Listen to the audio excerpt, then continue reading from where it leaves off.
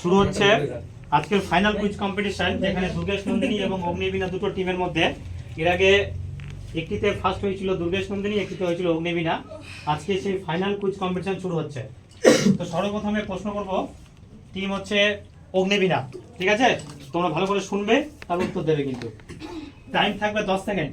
10 second answer দিতে হবে, না পারলে বোনাস হিসেবে বলা থাকবে 5 সেকেন্ড, ঠিক আছে? চলো, প্রথম প্রশ্ন হচ্ছে, তোমাদেরকে বলতে হবে ফ্রি টাউন, তার রাজধানীর নাম ফ্রি টাউন। এই রাজধানীটা কোন দেশের রাজধানী? 10 সেকেন্ড টাইম। হ্যাঁ, প্রশ্ন হচ্ছে ফ্রি টাউন একটা রাজধানী, এটা কোন দেশের রাজধানী? বলতে পারলে 10 নাম্বার।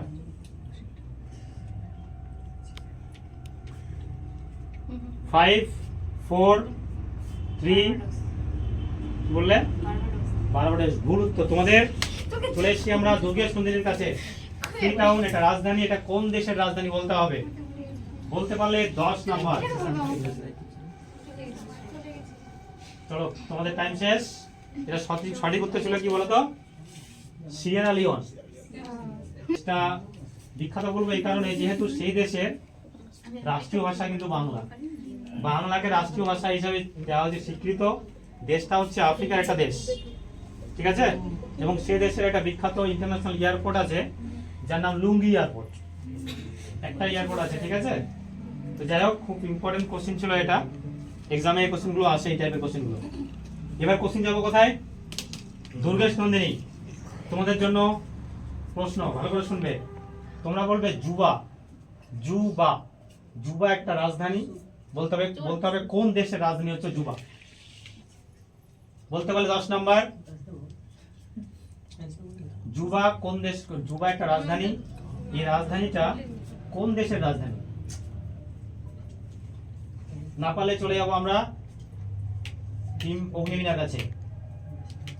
5, 4, 3, 2, 1, চলে যাবো টিম অগ্নিবীণা। South Sudan. একটা হাততালি হবে। সুন্দর উত্তর পেয়েছি। সঠিক উত্তর হচ্ছে সাউথ সুদান। এই সম্পর্কে জানা আছে? দেশ সম্পর্কে কিছু ইম্পর্টেন্ট তথ্য দিই। সাউথ সুদান সম্পর্কে বলি। এই দেশটা 2011 সালে 193তম দেশ হিসেবে রাষ্ট্রসংঘে সদস্য হিসেবে স্বীকৃতি লাভ করেছিল, রাষ্ট্রসংঘের মেম্বার হয়েছিল, ঠিক আছে? চলো নেক্সট, কাদের প্রশ্ন? এবার প্রশ্ন হচ্ছে অগ্নিবীণা, ভালো করে শুনবে, উত্তর দেবে, ঠিক আছে? তোদের প্রশ্ন হচ্ছে রাঙ্গাভূমি জায়গার নাম, এটা হচ্ছে পূর্ব নাম। এই রাঙ্গাভূমির বর্তমান নাম কি? কর্ণসুবর্ণ। এটা হাততালি হবে। ভালো উত্তর দিয়েছে, 10 নম্বর পেয়ে গেল অগ্নিবীণা। সঠিক উত্তর হচ্ছে কর্ণসুবর্ণ। কর্ণসুবর্ণ জানা আছে কিছু? রাজধানী ছিল কার? কর্ণসুবর্ণ। শশাঙ্কের রাজধানী ছিল কর্ণসুবর্ণ। এই কোশ্চেনটা এক্সামে দেখা গেছে কিন্তু। হ্যাঁ, ঠিক আছে, চলো এবার যাবো আমরা কার কাছে? দুর্গেশ নন্দিনী। রেডি নাকি? দেখো, অনেকজন আছে কিন্তু তোমরা পারফরমেন্স কিন্তু ভালো দিতে হবে। অনেকজন মিলে উত্তর দিচ্ছ, উত্তর কিন্তু খুব স্পিডে দিতে হবে, ঠিক আছে? চলো, বলতে হবে কালিকট। নাম শুনেছ? এই কালিকট জায়গাটার বর্তমান নাম কি? দিতে পারলে 10 নাম্বার। উত্তর কিন্তু একজন দেবে, আলোচনা করবে সবাই মিলে, একজন দেবে। আচ্ছা, উত্তর এটা পেয়েছি। কি বললে? কালিঞ্জর। তুমি উত্তর কি বললা? কালিঞ্জর। ভুল উত্তর। তোমরা একটা হাততালি হবে, এরা উত্তর ঠিক দিয়েছে।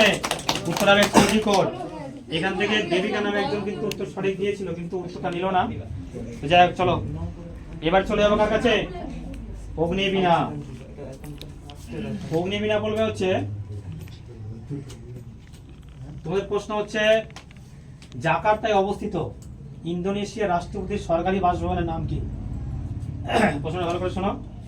জাকার্তায় অবস্থিত ইন্দোনেশিয়া রাষ্ট্রপতির সরকারি বাসভবনের নাম কি?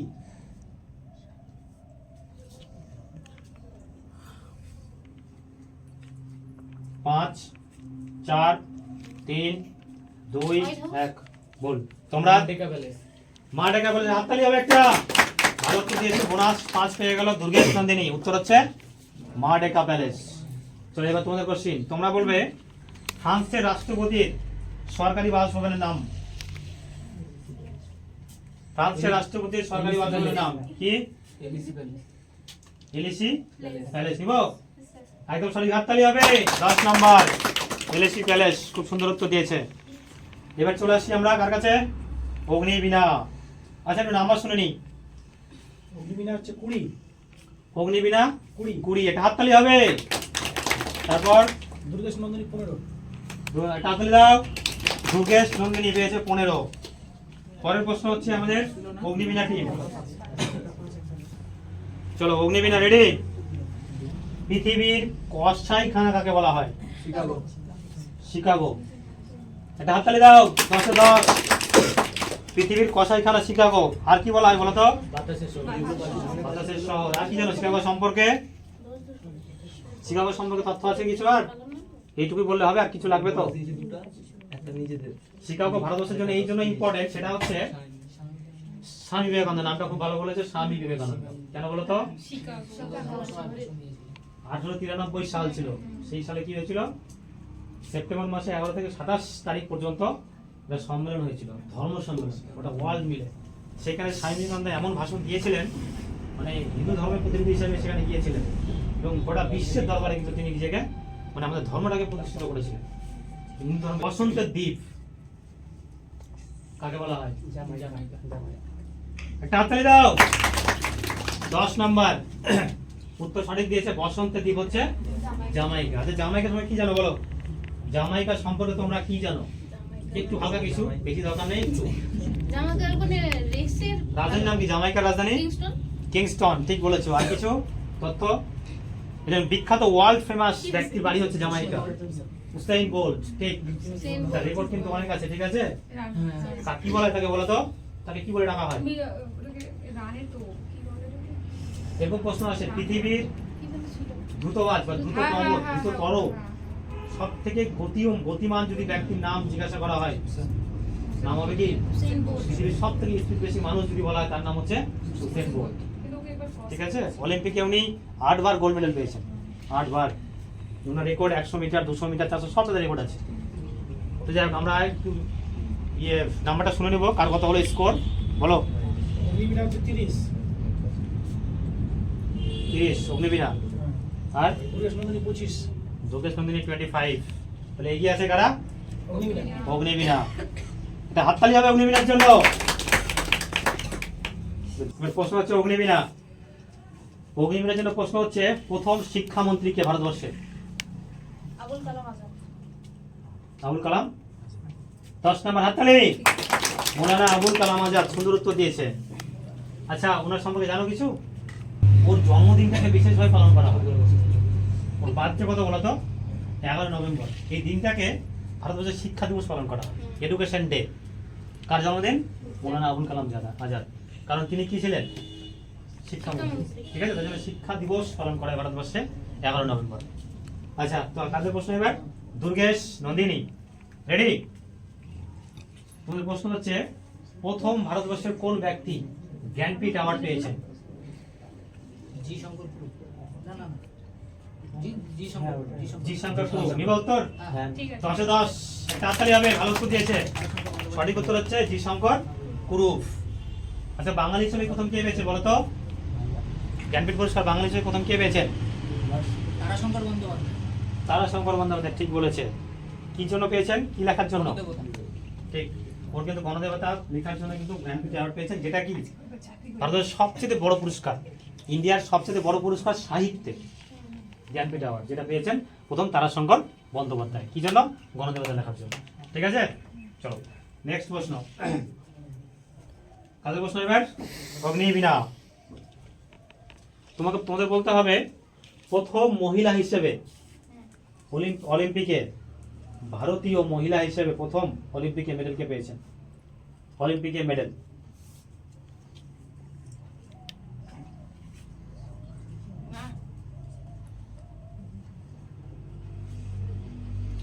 পাঁচ, 4, 3, 2, 1।